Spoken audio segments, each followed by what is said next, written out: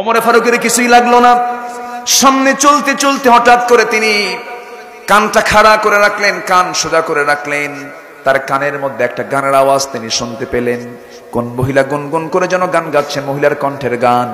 তিনি করলেন কি, সামনে চলতে চলতে হঠাৎ করে সোর্সটা পেয়ে গেলেন। একটা ঘর থেকে গানের আওয়াজ আসতেছে। গানের মূল ভাষা হলো একজন মহিলা একজন পুরুষকে পাওয়ার জন্য আবেগময়ী কিছু গান, বিরহের কিছু গান গাচ্ছে মহিলা। ওমরে ফারুক মনে মনে চিন্তা করলেন, এই জনপদে এইরকম গান তো কখনোই এলাও হবে না। কোন মহিলা তাহাজ্জুদের সময় এমনটা করছে? তিনি মনে মনে চিন্তা করলেন, অবশ্যই তাকে ধরতে হবে। দরজায় এসে নক করলেন, কে গান গায়? এত বড় দুঃসাহস, তাহাজ্জুদের সময় তাহাজ্জুদ নামাজ না পড়ে, কোনো আওয়াজ নাই। ওমরে ফারুক রাদিয়াল্লাহু তাআলা আনহু দরজায় নক করলেন, দরজাও খোলে না। ওমরে ফারুক রাদিয়াল্লাহু আনহু কিতাবের মধ্যে আসছে, ঘরটা ছিল খেজুর পাতার বানানো বেড়ার ঘর। পিছন দিকে আসলেন, আস্তে করে বেড়াটা টান মারলেন, ভিতরে ঢুকে পড়লেন। ভিতরে ঢুকেই দেখেন সামনে প্রদীপ জ্বালানো, একজন মহিলার সামনে মাথায় কাপড় দিয়ে দাঁড়ায় আছে। ওমরে ফারুক বলছেন, মহিলা তুমি কি একটু চিন্তাশীল হও না? এই জনপদে তুমি কেন বিরহের গান তুমি গাচ্ছ? গান তো মানুষকে মুনাফিক বানায় দেয়। আল গিনা ইয়ামবুতুন নিফাকা ফিল কলবি। তুমি কেন এই সমস্ত বিরহের গানগুলো গাচ্ছ? কারণটা কি? এবার মহিলা ওমরে ফারুককে চিনতে না পেরে বলতেছে, যুবক আমি তোমাকে চিনি না, তবে আমি গান গেয়েছি, মারাত্মক ভুল করেছি। একটা ভুল আমার হয়ে গেছে, আমাকে মাফ করে দিও। তবে আমি করলাম একটা ভুল, কিন্তু তুমি করেছো একাধিক ভুল, 4-5টা ভুল তুমি করে ফেলেছো। কি কি ভুল বলো? নাম্বার 1 হলো তুমি জামার ঘরের মধ্যে ঢুকেছো, আমি তোমাকে পারমিশন দেই নাই। তুমি জামার ঘরের মধ্যে ঢুকেছো, সালামও তুমি দাও নাই। লা তাদখুলু বুয়ুতান গায়রা বুয়ুতিকুম হাত্তা তাস্তানিসু ওয়া তুসাল্লিমু আলা আহলিহা। সালাম দিলেন না, অনুমতিও নিলেন না। আপনি আমার ঘরে ঢুকবেন, দরজা দেন ঢুকেন নাই। আপনি আমার বেড়া ভেঙেছেন, আমার ঘর নষ্ট হয়ে গেছে, বান্দার হক নষ্ট হয়ে গেছে। নাম্বার 4 হলো আপনি একজন পরপুরুষ, আমি একজন পরনারী। আপনি আমার পর্দার খেলাফ করে ফেললেন, আমার কথার পর্দা নষ্ট হয়ে গেল। আপনি এই যে 4টা ভুলটা করেছেন, এই 4টা ভুলের জন্য আমি আপনাকে ছাড়বো না, আমি আপনাকে মাফ করব না। ওমরে ফারুক বলছেন, তুমি কি করবা বলো? সঙ্গে সঙ্গে বলছেন, ওই মহিলা বলতেছে, শুধু সকালবেলা হবে সূর্যোদয় হওয়ার সঙ্গে সঙ্গে। তুমি কি জানো এই জনপদের শ্রেষ্ঠ খলিফা হচ্ছেন ওমরে ফারুক রাদিয়াল্লাহু তাআলা আনহু, এই পৃথিবীর শ্রেষ্ঠ ন্যায় বিচারক হচ্ছেন তিনি, তার কাছে চলে যাব। আমি তোমার বিরুদ্ধে মানহানির মামলা দায়ের করবো, আমি তোমাকে ছাড়বো না। এত বড় দোষ তুমি করেছো, আমি তোমাকে ছাড়বো নাকি? ওমরে ফারুক সামনে দাঁড়ায়া তার সামনে ওমরের কথা বলে। এবার ওমরে ফারুক বলছেন, ও মহিলা, তুমি যে লোকটার নাম বলছো, তুমি তাকে চিনো নাকি? হ্যাঁ, আমি তার নাম শুনেছি অনেক। এবার তিনি বললেন, আমার জানা মতো ওমরে ফারুক তো লোকটা খুব একটা ভালো না, জোতের লোক না। নিজের কথা কি নিজে ভালো বলা যায় নাকি? ভালো বলা যায় না। এই কথা শোনার সঙ্গে সঙ্গে মহিলা চরম খেপে গিয়ে বলছে, দোষ তো 4টা না, দোষ আরেকটা যোগ হলো। তুমি কার বিরুদ্ধে কথা বলো? আমার জানা মতে ওমরে ফারুকের মতো ভালো মানুষ এই দুনিয়াতে দ্বিতীয়টা আর এই দুনিয়াতে নাই। জোরে বলি আল্লাহু আকবার। ওমরে ফারুকের চোখে পানি চলে এলো, মাথা নিচু করে আল্লাহকে লক্ষ্য করে বলছেন, আল্লাহ এই মহিলা আমাকে ভালো বলে, আল্লাহ তুমি আমাকে ভালো বলে দাও। আল্লাহ তুমি এই মহিলার দোয়াটা তুমি আল্লাহ কবুল করে নাও। তারা সার্টিফিকেট নিয়েছেন প্রকাশ্যে না গোপনে গোপনে? আর এখন সার্টিফিকেট নাই, প্রকাশ্যে গোপনে জোর কইরা। বলেন কি কইরা? জোর কইরা। প্রশংসা করতেই চায় না, জোর করে মুখ থেকে বের করায়। ঠিক কি না? নাম নিতেই হবে, প্রশংসা করতেই হবে, নচেত কি কথা কি বোঝা যায়? ওমরে ফারুক রাদিয়াল্লাহু তাআলা আনহু আড়ালে সমস্ত কিছু তিনি জানতে পারলেন। এবার মহিলাকে বলছেন, মহিলা শোনো, তুমি আমাকে ছাড়বা না নাকি? না, ছাড়বো না, অবশ্যই তোমাকে মুখোমুখি করবো, আমি বিচারের মুখোমুখি করব। ওমরে ফারুকের তো কোনো দোষ নেই, কারণ তিনি হলেন গোটা দেশের প্রধান। কোন আসামিকে খোঁজার জন্য তার পারমিশন লাগবে না, কোনো ঘরে ঢোকার জন্য কিছু অনুমতিও দরকার নাই, কারণ তিনি প্রশাসকের বড় প্রশাসক, তিনি অ্যাডমিনিস্ট্রেশনের তিনি হেড অফ দি ডিপার্টমেন্ট। তিনি ঢুকতেই পারেন, কিন্তু মহিলা তো তাকে চেনে নাই। এবার ওমরে ফারুক বলছেন, শোনো, তুমি কি সত্যি মামলা দিবে নাকি? হ্যাঁ দেব। একটা কথা তোমাকে বলি। কি কথা বলেন? তুমি যে গুনগুন করে গান গাচ্ছ, তুমি কার জন্য গান গাও একটু বলো তো আমাকে। এবার মহিলা বলে, শোনেন, 4 মাস আগে আমার স্বামীর সঙ্গে বিয়ে হয়েছে। আমার স্বামী আমাকে রেখে চলে গেছেন মাত্র 3 দিন পর। বিয়ে হয়েছে মাত্র 3 দিন 3 রাত আমার কাছে ছিলেন। আমার স্বামীকে এই জনপদের খলিফা ওমরে ফারুকের লোকজন নিয়ে চলে গেল, সীমান্ত প্রহরায় নিয়োগ হলো। আজকে 4 মাস গত হতে চলে, আমার স্বামীর কোনো খবর আমার কানে কেউ দেয় নাই, আমার স্বামী বেঁচে আছেন না মারা গেছেন কেউ আমাকে বলেও না।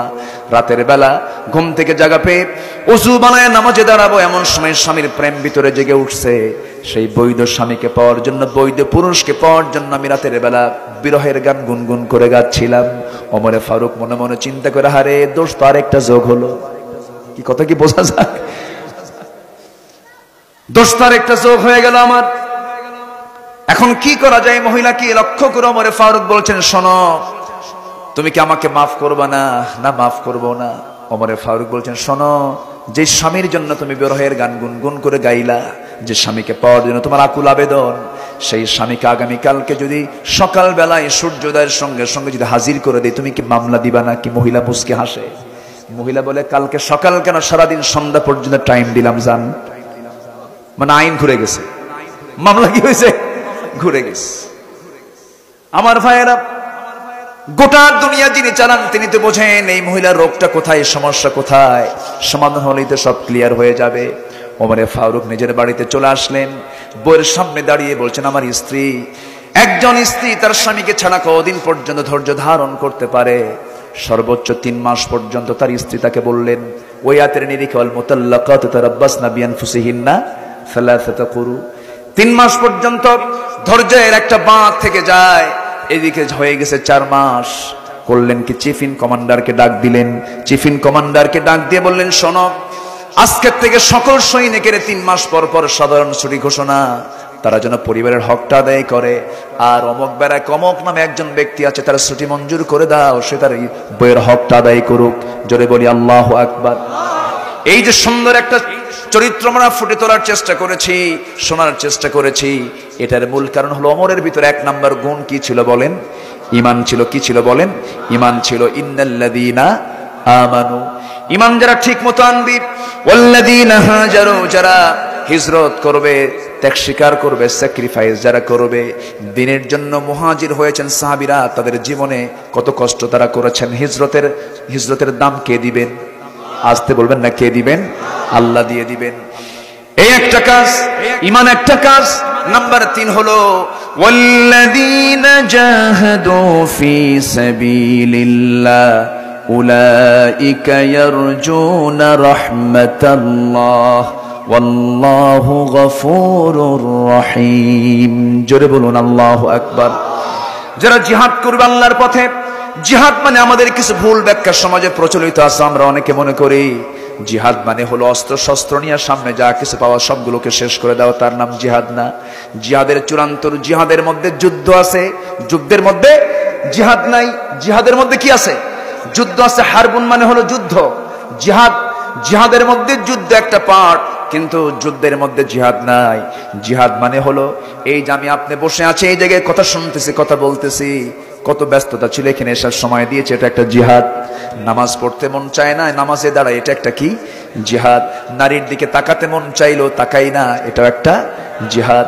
সুদের টাকা সামনে পড়ে আছে, সুদ খাবো মাসে মাসে 3 লাখ 4 লাখ করে, এরপরও খাই না, চান্স থাকার পর, এটা একটা কি? জিহাদ। আমার ভাইয়েরা, ঘুষের কারবার, বড় অফিসার হয়েছি, চেয়ারে বসেছি, একটা চেক সই, একটা সিগনেচার সই করলেই 10 লক্ষ টাকার চেক পাওয়া যাবে, সিগনেচারে দেই না, এটা একটা কি? জিহাদ। আল্লাহ রাব্বুল আলামিন বলছেন, বান্দারে এই কাজটা যদি করতে পারো, জিহাদটা যদি করতে পারো, আমার সমস্ত রহমত আমি তোমার উপরে বর্ষণ করব। জোরে বলি সুবহানাল্লাহ। নামাজ কেউ ছেড়ে দেব নাকি? 5 ওয়াক্ত নামাজ পড়বেন কারা? 5 ওয়াক্ত নামাজ, একটু হাত তুলে দেখেন, জোরে ইয়া আল্লাহ, আরো জোরে ইয়া আল্লাহ। আমাদেরকে 5 ওয়াক্ত সালাত আদায় করার তৌফিক তুমি আল্লাহ দিয়া দাও। জোরে বলি আমিন, আরো জোরে আমিন, আরো জোরে আমিন। নমস্কার হক, নমস্কার হক। সবার আগে আমরা নামাজের জন্য যত্নবান হব। জোরে বলি ইনশাআল্লাহ, আরো জোরে বলি ইনশাআল্লাহ। সাহাবীরা কত কষ্ট করে নামাজ পড়েছেন, গোটা বাড়ি মিলে একটা চাদর। গোটা বাড়ি মিলে কয়টা চাদর? স্বামী স্ত্রী, ঘর নাই, পাহাড়ি গুহার মধ্যে থাকেন। আজান হয়ে যেত, বেলাল আজান দিতেন, তিনি পাহাড়ি গুহা থেকে বের হয়ে আসতেন।